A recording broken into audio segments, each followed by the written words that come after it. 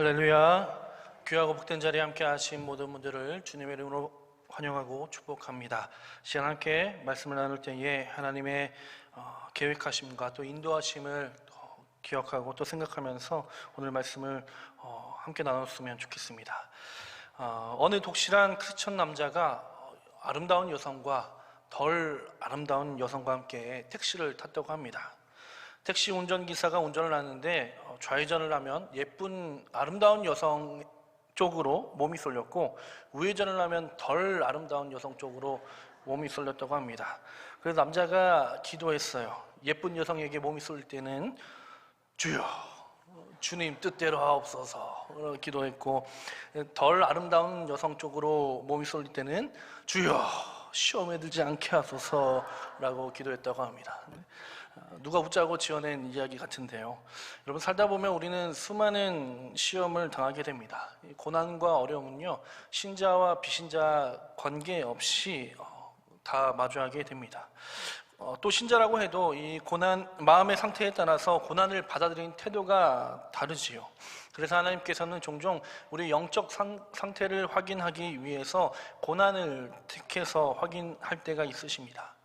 제법 나 정도면 괜찮은 신앙생활을 하는 것 같은데, 나 정도면 괜찮지 않을까? 라고 생각하지만 그러나 아니었습니다. 아무도 날 건드리지 않아서 괜찮아 보였던 것이지, 사람이 나를 건들고 상황과 환경이 나를 건들면 언제든지 나의 본성이 튀어나오는 것이 우리 연약한 인간의 모습이라는 것입니다. 그래서 하나님께서는 이 고난의 작은 문제들을 통해서 우리가 하나님과 멀어지지 않도록 스스로를 돌이켜보게 한다는 것입니다. 그렇다고 너무 염려하지 마시길 바랍니다. 고난당할 것에 염려하지 마시길 바라요. 우리가 고난을 마주하더라도 하나님께서는 그 고난에 대한 분명한 계획이 있으시며, 시험당할 때에는 피할 길을 내사 능히 감당하게 하시고 고난과 죄에서도 건지시는 능력의 주님, 구원의 주님 되시기 때문입니다. 오늘 본문은 우리 이스라엘 백성들이 애굽에서 나와 출애굽한 후 첫 번째 맞이한 사건입니다. 하나님의 백성으로 처음 겪는 시련이지요. 하나님께서 이 시련을 통해서 하나님의 백성으로 살아갈 때에 중요한 것이 무엇인지 이 이스라엘 백성들에게 알려주고 계십니다. 백성들이 이제 광야의 길을 나서게 됩니다. 애굽 이후에 이 광야의 길은 결코 쉽지 않았습니다. 3일 동안 길을 가니까요, 마실 물이 금방 떨어지게 되는 거예요.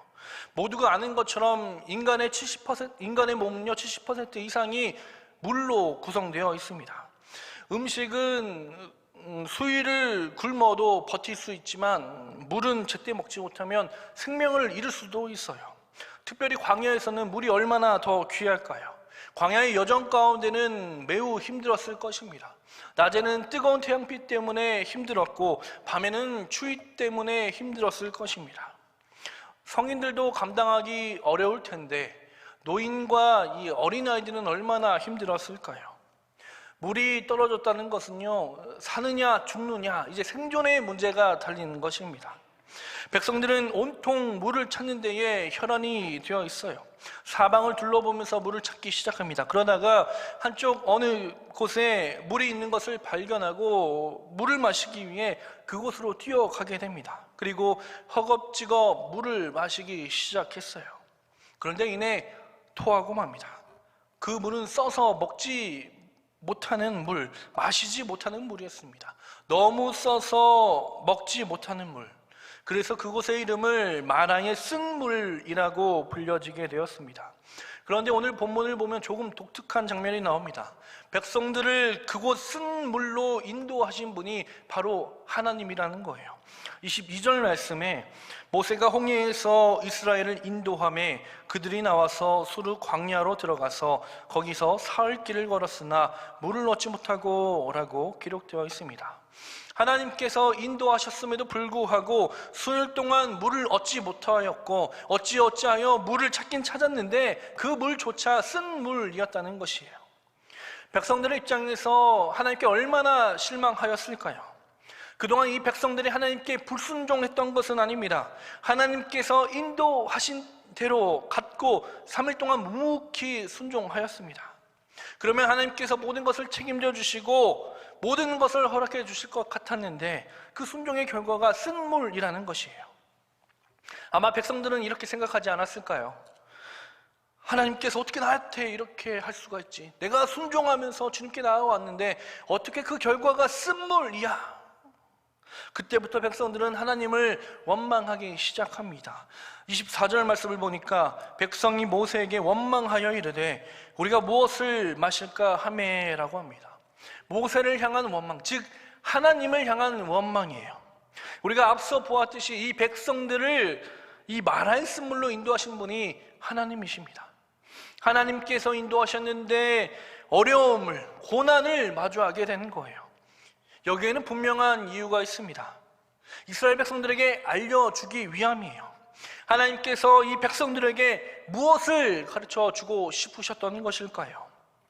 첫째로 하나님 없이는 살 수 없는 존재임을 깨닫게 하기 위해서입니다. 이 출애굽 전에는 하나님 없이도 살아갈 수 있었습니다. 바로가 이들을 먹여주었거든요. 그러나 하나님의 백성이 되겠다고 따라 나선 그 순간부터는 하나님 없이는 살아갈 수 없는 존재가 되었습니다. 이 이스라엘 백성들이 3일 동안 길을 걸으면서 열심히 물을 찾고 구했습니다. 그리고 마침내 물을 발견했어요. 그런데 그들이 찾아 발견한 물은 너무 써서 마시지 못하는 물이라는 것입니다. 우리 역시 마찬가지입니다. 우리 또한 항상 목말라 있어요. 사람에 목말라 있고 성공에 목말라 있고 물질에 목말라 있습니다. 그래서 수많은 수고와 노력 끝에 마침내 내가 필요한 것을 얻었지만 그러나 결국 그것 또한 쓴물이었다라는 것입니다. 여러분, 물이 잘못되어서가 아닙니다. 내가 만났던 사람이 잘못되어서가 아니에요. 우리 인생에 발견한 그 물이 쓴 까닭은 바로 하나님을 놓치고 살았기 때문이라는 것이에요. 그래서 내가 찾고 내가 발견한 물은 쓰며 마실 수 없는 물임을 깨닫게 하시려고 하나님께서 인도하신 것입니다. 그렇기에 하나님께서는 마태복음 11장에서 이렇게 말씀하시지요. 수고하고 무거운 짐진 자들아 다 내게로 오라. 내가 너희를 쉬게 하리라. 나는 마음이 온유하고 겸손하니 나의 멍에를 메고 내게 배우라. 그리하면 너희 마음이 쉼을 얻으리니. 아멘. 우리가 감당할 수 있을 거라고 생각했던 이 짐은요, 결코 혼자 감당할 수 없는 짐이라는 사실입니다. 나의 삶도, 나의 직장도, 나의 가정도 혼자서는 감당할 수 없는 쓴 물이라는 거예요. 그래서 하나님께서는 우리에게 오라고 말씀하십니다. 내가 너희를 쉬게 해주겠다 말씀하시는 거예요. 그렇게 마시지 못할 그 마라의 쓴물을 하나님께서 단물로 바꾸어 주십니다. 하나님께서 모세에게 나뭇가지 하나를 그 물에 넣으라고 명령하세요. 모세가 하나님께서 말씀하신 그 나무를 물에 넣었더니 어떻게 되었습니까? 써서 마시지 못했던 그 물이 단물로, 생수로 바뀌게 됩니다. 우리가 본문을 좀 주의 깊게 살펴볼 것이 있습니다. 25절을 보면은 모세가 아무런 막대기를, 아무런 나무를 갖다 넣은 것이 아니에요. 하나님께서 가리키신 나무, 하나님께서 지명하신 그 나무만이 쓴물을 단물로 변화시킬 수 있었던 것입니다. 우리도 마찬가지입니다. 우리가 감당하지 못할 그 쓰디쓴 인생을 바꿔줄 수 있는 그 유일한 도구, 그 나무가 필요한데 그 나무가 바로 예수 그리스도 십자가라는 것입니다. 우리의 모든 죄의 사슬을 끊어버리고 정죄하지 않고 우리를 자유케 하시는 그 십자가의 복음, 나의 구원자 되시는 그 주님이 우리 삶 가운데 들어올 때에 그토록 찾으려고 했던 것을 우리가 찾을 수 있는 것이고, 쓴물에서 단물로 바뀌는 역사를 경험할 수 있는 것입니다. 우리 인생에서 필요한 나무는 오직 예수님의 십자가라는 거예요. 예수님께서 우리 가운데 오셔야지만 우리의 물질도 쓴 것에서 단 것이 되고, 직업도 성공도 나의 사랑하는 자녀까지도 쓴물에서 단물로 치유하고 변화시켜 주신다는 것이에요. 예수님께서 이 수가라는 동네에서 한 여인을 만났습니다. 그 여인은 결혼으로 인생의 목마름을 채우려 했지만 이 결혼이라는 물을 마시면 마실수록 그녀는 더욱 목말라 하였습니다. 어떤 남자에게서는 외모를 보았고, 어떤 남자에게서는 능력을 보았고, 어떤 남자에게서는 성격을 보았습니다. 많은 남자를 찾으며 6번이라는 결혼을 하였지만 모든 결혼은 실패로 돌아가게 되었어요. 좋은 남자를 만나면 내 인생이 위로받고 행복할 것이라고 생각하였지만 그렇지 않았습니다. 오히려 그녀는 그 모든 결혼의 실패로 인해서 동네에서 손가락질을 받게 되었고 얼굴을 들 수 없는 그러한 인생으로 살아가게 되었다는 것이에요. 그런 그녀에게 예수님께서 찾아가 말씀하십니다. 요한복음 4장 14절의 말씀인데요, 내가 주는 물을 마시는 자는 영원히 목마르지 아니하리니 내가 주는 물은 그 속에서 영생하도록 솟아나는 샘물이 되리라 라고 주님께서 말씀하십니다. 네가 구하는 그 물로는 절대로 만족할 수 없어. 내가 주는 물을 내가 마셔야 해. 이에 여인이 대답하지요, 주여 내게도 그런 물을 허락하여 주시옵소서. 그녀는 이제 예수님을 만났고 예수님을 마셨고 인생에 허기졌던 그 갈증과 욕망과 불만족이 채워지게 되었습니다. 그리고 그 이후 그의 삶은 변하게 되었습니다. 사랑하는 여러분, 나의 인생이 쓴 까닭은 나의 직장 때문이 아닙니다. 물질이 부족해서도 아니에요. 나와 함께하는 사람의 문제 또한 아닙니다. 내 인생이 쓰고 힘들었던 그 이유는 바로 하나님을 놓치고 살았기 때문에, 예수님을 놓치고 살았기 때문에 우리의 인생은 쓸 수밖에 없었던 것입니다. 하나님께서는 그것을 깨닫게 하시기 위해서 백성들을 마라의 쓴 물로 이끌어 주신 것입니다. 오늘 이 시간 이 쓴물에서 단물로 변화시켜 주시는 그 주님을 만나서 우리 인생이 변화되고 회복이 되는 그 은혜의 시간이 되시기를 주님의 이름으로 축원드립니다. 하나님께서 백성들을 그 마라의 쓴물로 인도하신 두 번째 이유는 바로 그들을 시험해 보시기 위함이었습니다. 우리 25절 하반절의 말씀을 함께 읽어보겠습니다. 거기서 여호와께서 그들을 위하여 법도와 율례를 정하시고 그들을 시험하실세. 아멘. 하나님께서 우리를 종종 시험의 자리로 이끄실 때가 있습니다. 지금 백성들이 하나님을 원망하고 있지만 불과 3일 전까지만 해도 그렇지 않았다는 거예요. 3일 전 그들이 마라의 쓴물로 이르기 전에는 그들은 하나님의 놀라운 권능과 주권을 경험하였습니다. 10가지 재앙으로 자연과 모든 것을 다스리시는 하나님의 능력을 보았고요, 막혀있던 홍해였지만 그 하나님의 그 능력을 통하여서 그 홍해가 갈라지는 놀라운 역사를 보았습니다. 불과 3일 전 말입니다. 하나님께서 누구신지, 하나님의 능력이 어떠한지, 과연 나의 구원자 되신 하나님이 어떠한 분인지 알고 있었다는 거예요.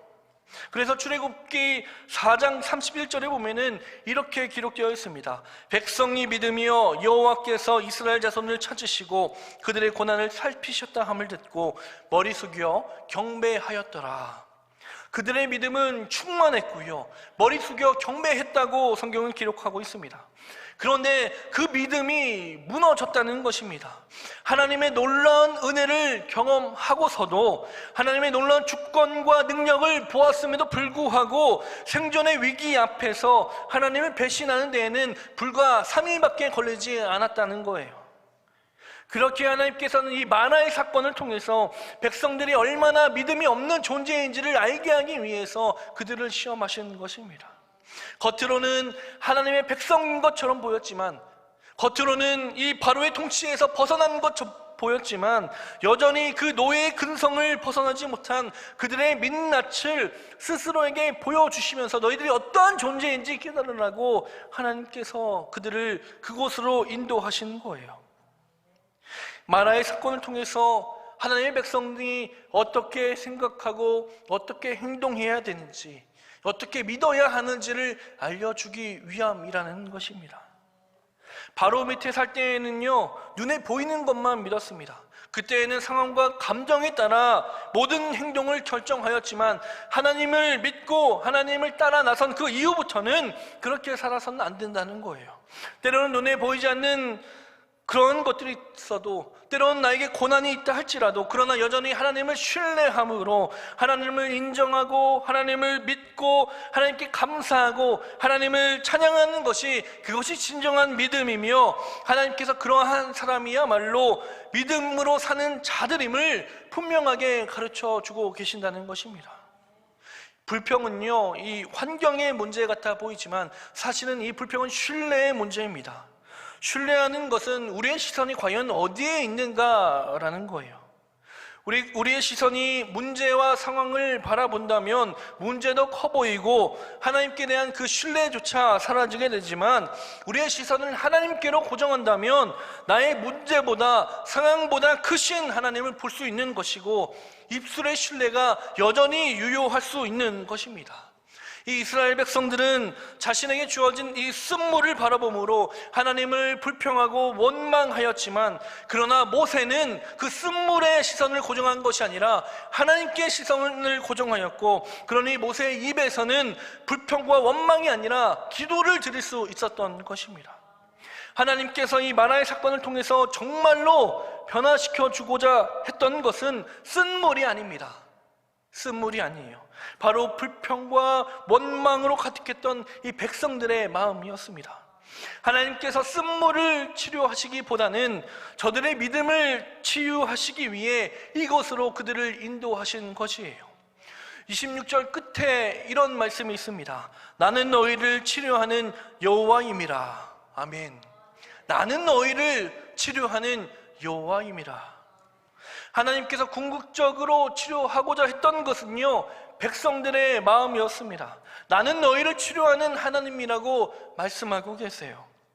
너희가 하나님 말씀에 순종하고 그 말씀에 신뢰하고 귀를 기울이면 내가 바꾸어준다. 그 상황을 내가 바꾸어주고 너희의 마음을 치료하고 너희를 구원시켜준다. 하나님께서 말씀하고 계신 거예요. 사랑하는 여러분, 우리 하나님께서는 우리 인생의 치료자 되십니다. 고침을 받으려면요, 우리가 하나님께 주목을 해야 합니다. 우리의 시선을 하나님께로 고정해야 합니다. 하나님을 바라본다면 하나님께서 우리의 마음을 고쳐주시고 마음뿐 아니라 쓰디쓴 우리의 환경까지도 바꿔주신다는 사실입니다. 우리의 진정한 치료자 되시는 그 주님을 믿고 의지하는 저와 여러분들 되시기를 간절히 소망합니다. 우리가 하나님을 여전히 신뢰해야 하는 분명한 이유가 있습니다. 바로 하나님께서 우리 인생에 대한 계획을 가지고 계시기 때문입니다. 우리 27절의 말씀을 함께 읽어보겠습니다. 27절의 말씀. 그들이 엘림에 이르니 거기에 물샘 12과 종려나무 70그루가 있는지라. 거기서 그들이 그 물결에 장막을 치니라. 아멘. 마라를 지나고 얼마 지나지 않아서 이스라엘 백성들이 엘림에 도착하게 되지요. 엘림은 물샘이 12이나 있었고 또 쉴만한 종려나무가 70그루나 있는 정말 쉴만한 물가였습니다. 엘림에서 마라까지 고작 10km밖에 떨어지지 않는 곳에 있었습니다. 반나절이면 갈 수 있는 곳이지요. 무슨 말입니까? 하나님께서는 우리 인생 앞에 이 마라의 쓴물도 놓고 계시지만, 그러나 우리 인생 앞에서 엘림도 준비해 놓고 계신다는 사실입니다. 지금은 당장 써서 먹을 수 없고 그래서 원망하고 불평불만이 가득하지만, 그러나 우리가 조금만 참고 견디고 나아가다 보면은 우리를 위해서 준비한 하나님의 엘림의 샘물이 있다는 사실이에요. 하나님께서 엘림에 이르기 전 그 마라를 경험하게 하신 까닭은 수시로 불평하는 그 습관과 그 마음, 그들에게 그 엘림 앞에 말을 통해서 그들의 마음을 다시 한번 돌아보라고 그들을 마라로 인도하신 것입니다.